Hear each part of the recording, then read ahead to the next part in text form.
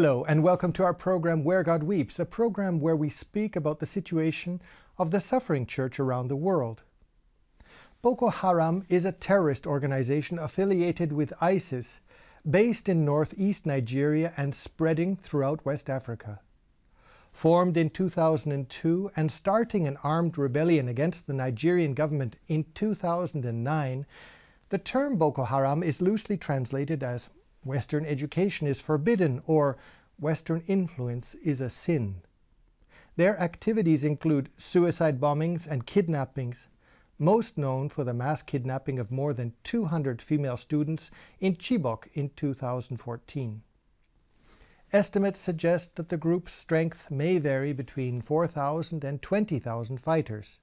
The UN estimates that at least 20,000 people have been killed in the conflict to date, and the number of people internally displaced is thought to be around 2.4 million. To tell us more, we are going to be talking to Father Gideon Obasogie of the diocese of Maiduguri in northern Nigeria. In this diocese alone, more than 5,000 Catholics have been killed, at least 100,000 have been displaced, and 250 churches have been destroyed.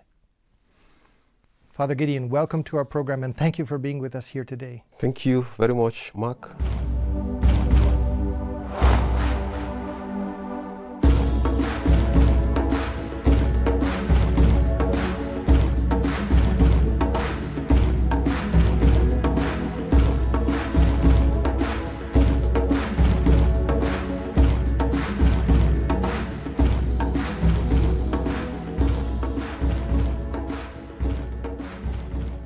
Father Gideon, you hail from the city of Maiduguri. You have had your own personal contact, your own personal experiences with Boko Haram. Can you tell us a little bit about your own personal experience with this terrorist organization? My personal experience with Boko Haram has been so depressive because I was working in a parish at the north of Nigeria, northeastern part of Nigeria. And I was transferred from that parish to Maiduguri. And shortly after my transfer, I got calls from my parishioners that the parish was attacked.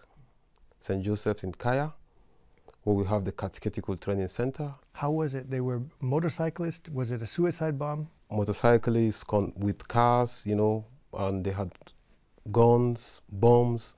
They burnt down the church, the catechetical training center, and the rectory. And how many were injured or how many were killed? About 25 persons were killed, and the community, the people left the community, they fled from the community, displaced. You know, so it was so depressing, you know, hearing from your friends, your loved ones that, oh, Father, we are now staying in the bush, we have been displaced, we have no house to call our own. It was like a very terrible experience for me, actually. How did you recover? How did you keep your faith in this kind of an environment when your sheep, of which you were a pastor, of which you were the shepherd, were attacked and injured or killed even? We always placed our hope and our trust in God. We kept on praying because my diocese, Maiduguri diocese, with our bishop, our Most Reverend Oliver Dome, it's a very praying diocese, and we have Mary always with us, and we are always hopeful for a better tomorrow. And I think that faith has kept us moving. Boko Haram has attacked government structures, police stations, military outposts, but there has been a focus on the Christians. Why has there been a particular focus of Boko Haram to attack and kill Christians? From the name Boko Haram, the Arabic connotation, we have Jama al-Sina leader Wahati al-Jihad. It's a group that is out to propagate the strictest form of Islam. And in 2009, they destroyed government establishments, schools. And in Nigeria, most of our churches have schools attached. So they also destroyed and bombed down churches. And most of our people were conscripted and they were forced to deny their faith. What happens when a Christian is kidnapped by Boko Haram? And when you say they were forced to deny their faith, what does this mean? It means simply that they were forced to do Salah, to recite the Shahada, you know, to become Muslims, if you like. When you say that a Christian has been kidnapped and forced to deny his or her faith, what does that mean? It means taking up the Muslim way of life, the Muslim form of prayer, and denying your Christian way of life. What happens if you refuse? Most of those who refused were slaughtered, were killed. Because we have stories of people, after being conscripted by Boko Haram, they came back, luckily for them, came to the churches, came to the parishes, and met the priest. Oh, Father, I was conscripted by Boko Haram for 3 years, 5 months, and while there, I was forced to deny my faith, and Father, here I am. What can be done? And the priest is left to counsel such persons, journey with them, you know, that they may rediscover their faith and the love of Christ for them. How do you counsel this? I mean, it must be very traumatic, a sense of guilt, of having failed, of having denied the faith. How do you counsel somebody in this kind of a situation? And that is very complex, actually. And that is why now the bishop in Maiduguri is thinking and planning of how to construct a psychosocial service center where we would have people, we have trained personnel who could journey with our people. He has sent 2 priests out on studies. One is already back, who has studied psychosocial, psychospirituality. And we have one from Rome in the Gregorian University. He'll be going back soon. He has finished his studies in clinical psychology. So these 2 priests would be able to journey with our people, you know, to rebuild their souls. Yes. Which is very important, you know. Father, when Christians are attacked, when people are killed or injured or wounded, are they afraid to go back to the church? Are they afraid of being Christian? How do they live their faith in this new context of fear? I would say that Boko Haram terrorism has purified the faith of our people. Because when you go to Maiduguri diocese today, the faith expression of our people is 100%. Despite the difficulties they have gone through and we are still going through, people are still very happy expressing their faith with hope. So even if their church is being attacked and bombed, the churches are still full? Yes, still full, even more than before Boko Haram. You know, so we see that in terrorism, we have come to cherish the faith the more.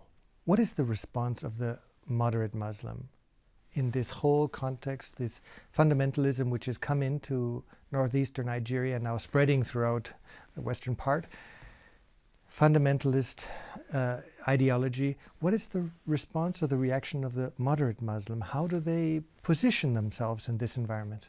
We have wonderful Muslims, like you termed it, moderate Muslims. Not to give a single narration, we have Muslims who are very wonderful and they are ready to relate, to express their love for Christians and non-Muslims. And even with the attack of Boko Haram, we still have people who are very educated Muslims who tell you, for us, this does not make sense, you know. They can't place it in Islam. They can't place it in the Quran. People who are so barbaric, you're out to kill, to destroy. And some Muslims who are educated and moderate, as you put it, are perplexed about the whole happenings, you know, in northeastern part of Nigeria. And do you find Muslims in some way protecting Christians or helping them? Or, for example, when there's an attack, is there a sense of the solidarity of the community, of the village that comes together, Muslims and Christians? In the northeastern part of Nigeria, I've not experienced that. But somewhere in the north central, I've had issues of an imam, you know, housing Christians who are under attack, you know, protecting them from the attackers and stuff like that. So we hope we'll have more of such, you know, that could prosper peace amongst Christians and Muslims in Nigeria. Is there a desire for revenge? A Christian family has been attacked, a child has been kidnapped, or worse. The human reaction is, I want to take justice in my hands. Is there revenge, and how do you as a church work in this context? Naturally speaking, as you put it, every human being has that tendency to revenge, because we have people, Catholics back in my diocese, who have been displaced, who have been disconnected from their loved ones, people who up until now, after 4 years, 5 years from 2014, cannot tell you the whereabouts of their loved ones, whether they have been killed or not. And the tendency to revenge is always there. And that is why the diocese, the bishop, has thought of this, concept of constructing a counseling center for psychosocial service, where it's not just giving the displaced person food to eat, pay his medical bills, but you need to treat the psychological aspect of terrorism. He has created, or he has constructed, one of the largest or the tallest cross in Nigeria, and we call it the Mountain of the Cross. That for him is a place to go and seek the face of God, to beg God for the forgiveness of your sins and for the sins of those who have attacked you, But it's not only spiritual, it has also the psychological aspect. So he wants to put both together, while spiritually you seek the mercies of God, and then psychologically that gap needs to be filled. You need someone that could journey with you to the process of healing and recovery. And to avoid this temptation of revenge. Of revenge, because there's always that move. We have a story of a young boy whose father was killed. His father was a forceman, a policeman. Always when he goes out for night duties, he tells his son, I'm coming back tomorrow morning. As I'm coming, I'll get you some goodies. And on a particular day, the father went out and was never back. And it was alleged that there was a bomb blast by the office and he was involved in the bomb blast and he was killed. But up until today, the young boy who is 8 still asks his mom, "Mom, when is dad coming back?" And the mom told him, it has been 4 years ago, your dad has not been back. Probably he must have been involved in that bomb blast by Boko Haram. And he says, when I grow up, I will kill Boko Haram. So if you have no time to journey with such an individual and he harbors the grudge in him, it could be difficult for us tomorrow. Father, a little bit to now the geopolitical situation. In 2019, the Nigerian government stated that Boko Haram had been decimated. Yeah. We know by your witness and your testimony and also what we read that this is not the case, that there are still pockets of Boko Haram. But not only that pockets, but that it seems that Boko Haram has spread to other countries, to Chad, to Cameroon, to Niger. What is the situation, as you know, about this spread of Boko Haram? And can you give us just a little bit of an overview of what we're looking at today? Yeah. Today, just like you stated, completely cleared off, that may not be the case, because we'll still have pockets of attacks of Boko Haram, but not as it were in 2014. So it has been reduced. It has been reduced. It has been reduced because I will say the borders have been secured to some extent, because one of the best ways to control terrorism is to block their routes, because if they have in and out and movements of arms, food, they will prosper and, do their worst. But if you're able to block or close up their routes and the ways they have for transportation of arms, that could help. But today, like you said, we have, pockets of attacks also in Niger, Chad, Cameroon, because the borders are so vast and porous. So we need more military men, aerial surveillance, so that we could checkmate the movements of Boko Haram around the borders. What is the situation of the IDPs? Now, we've talked a little bit about Boko Haram. As we spoke about earlier, there are apparently something like 2.4 million internally displaced people, a huge amount of people, in fact. And are these people that have fled and are living in the forest? Are these people who are in camps? Where are they, and what are their conditions of life, actually? At about 2014 to 15, we had IDPs who came up into Maiduguri, the capital city of Borno State. And most of the schools, government schools within the city, were converted to IDP camps. And there the government has to provide for their daily needs, their food, and all whatnot. And as a church too, the church has a camp where we kept Catholic IDPs who were displaced. But today, thanks to God, some of those communities have been liberated by the military men, and they have been asked to go back. But they are still there as IDPs because we have military men surrounding them to protect them from attacks. And the government still tries to provide their daily needs for them. We have a lot of NGOs within Maiduguri city, and they reach them sometimes through choppers, through airplanes, because the roads are still terribly bad, impassable. So we have them; they are still there, and the situation is not as wonderful as you could think, because there is no place as good as home, because most of them return back to their communities to find their houses looted and burned. They just have to begin from the scratch. Boko Haram originally focused on Christians.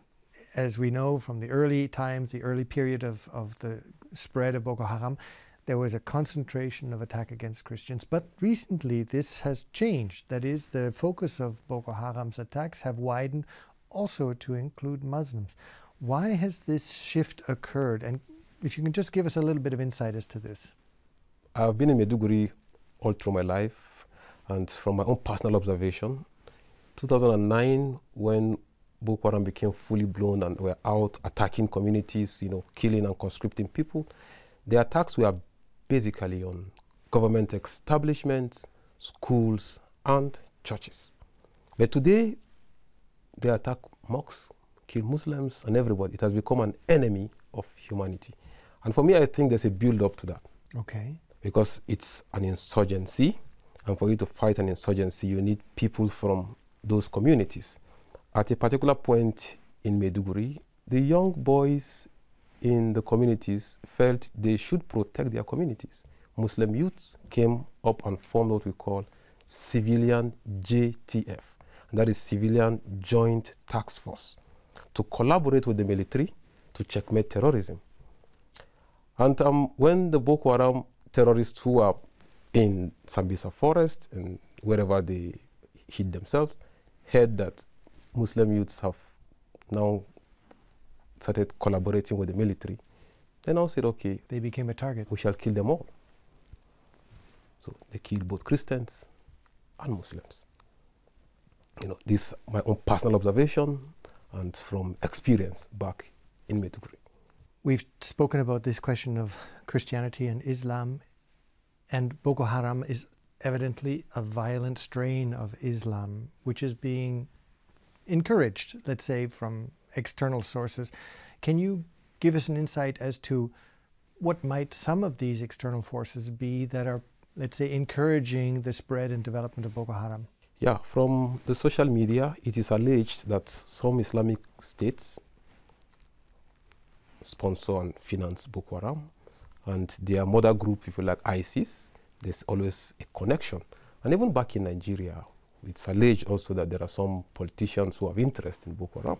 And that is why Boko Haram, which as it were has a religious connotation, today people cash in on it for some political and social reasons too. And that is why it's still there, because Boko Haram shouldn't be a group that should last 10 years in a country like Nigeria. Precisely. If we are really ready to do our work, it should have been cleansed up since. And what about the flow of arms, for example, from neighboring countries that might have collapsed, and what is the influence of this kind of activity? The fall of Libya did not really help us in Nigeria, because obviously there were movement of arms, because we have porous borders, and Boko Haram used that as an opportunity to gather all that they could gather, and when they had all that they needed, in 2009 they exploded, and they had the might, the courage of attacking military base. And in 2014, we had cases where Nigerian military men were dropping their arms and running away, taking to their heels, because Boko Haram had superior weapons. And they heard them coming. When they heard them coming with the sounds of their own guns, they knew they were better equipped. And they picked to their heels. How does the church try and, in some larger way, not only in supporting its own faithful, of course, but give an answer to the larger political, social problem that you are facing? Yeah, the church in Maiduguri has always moved for collaboration, dialogue with the Muslim community. Back in 2014, the bishop with some priests in the diocese have taken relief materials to Muslims in their camps, because we have to reach out to them in this moment of terrorism and war, and the bishop, to encourage the commission, dialogue, and peace, that's interreligious dialogue and peace, he has sent out priests to study Islam, so that when they come back, they would now have the platform. They will be fully equipped to know how to reach out to our Muslim communities and how to foster peace. Father, is there one story that touched you particularly? Yes, amongst all the stories I've heard, one that touched me seriously is the story of Rebecca, who was kidnapped by the terrorists, and she was with them for 3 years. She was kidnapped with her son, 2 sons actually, and she was pregnant when kidnapped. But due to the difficulty of trekking for hours, for days, she had miscarriage. You know, while in the camp, like they always do, they rape women. She was raped, and she had a baby for Boko Haram. And her story is such a difficult story to even comprehend, you know, because she's left with this sign that will linger forever in her mind. You know, she was tortured, she was forced, she was raped. Her second son, Nathaniel, was thrown alive into the lake, got drowned. So she has this psychological trauma that will linger for a very long time. Is she still being cared psychologically, counseled? Are you still in contact with her? Yes, she's in the custody of the diocese. You know, the diocese takes care of her and sees to her needs, both spiritual, psychological, and physical. And there are so many cases like this. Yeah, so many cases. As a pastor back in Maiduguri, people come to meet you. Oh, Father, I was adopted, I was kidnapped by Boko Haram. I was with them for 2-3 weeks. I was forced to deny my faith. And luckily enough, I escaped the camp. Father, what will I do? And such experiences are so difficult to imagine. And as a priest, you have to journey with them patiently. You know, you have to work with them psychologically, because a good number of them feel, oh, I am disappointed in myself. I have denied my God. What will I do? And that is why the bishop finds it most important in sending out priests to such communities, so that the priest stays with them, journeys with them, assists them in their pastoral needs, in their psychological need, and in their spiritual need. Do you not get angry? When you hear these, you're confronted with these stories day in, day out. Don't you get angry? I get angry sometimes, and I feel so bad, and I ask why. You know, I ask why. But our faith teaches us that the journey might not necessarily be peaceful all the time. Sometimes you have trials, you have crosses to carry. It was not always peaceful, even with the Blessed Virgin Mary and her son. They had moments of difficulties and challenges. You know, and that is why the bishop, in his own way, has always insisted on prayers, and particularly the rosary. Because if we journey with Mary, for him, with the beads of the rosary, we could combat Boko Haram. You know, and the people back in the diocese are bent on that. That is the spirituality of the diocese. And that is why you come to Maiduguri today, despite the difficulties, the challenges. People have lost their loved ones to Boko Haram. You know, mothers have lost their children, parents have, you know, but they are still very happy and very hopeful, because we always pray and we believe there is somebody special by us. You know, not that, okay, Mary will come and end Boko Haram today, but we are very happy because we feel her consoling presence that gives us the joy and the courage to move on despite our difficulties, our challenges, and despite the terrorism of Boko Haram. We have hope. How can we help? What is your appeal to those who would be with us today in our program? How can we help? And number one, the importance of prayer can never be overemphasized. The prayers of our brothers and sisters out there in the West is very, very important and necessary. And also their support. Because like I did say earlier on, the diocese has gone through stages. The Diocese of Maiduguri has gone through stages of maintaining her displaced persons. And now the bishop is at the stage of seeing how we can take them through their psychological journey, you know, the journey of discovery, so that the grudge they harbored, the fears, you know, and the effects of terrorism could be managed. And that is why he wants to build a psychosocial service center, you know, so that our people can come express themselves psychologically, so that tomorrow we'll have a peaceful future. Not for someone who has harbored this grudge and then tomorrow it blows up, it becomes another thing, because people can be radicalized based on the grudges they have harbored.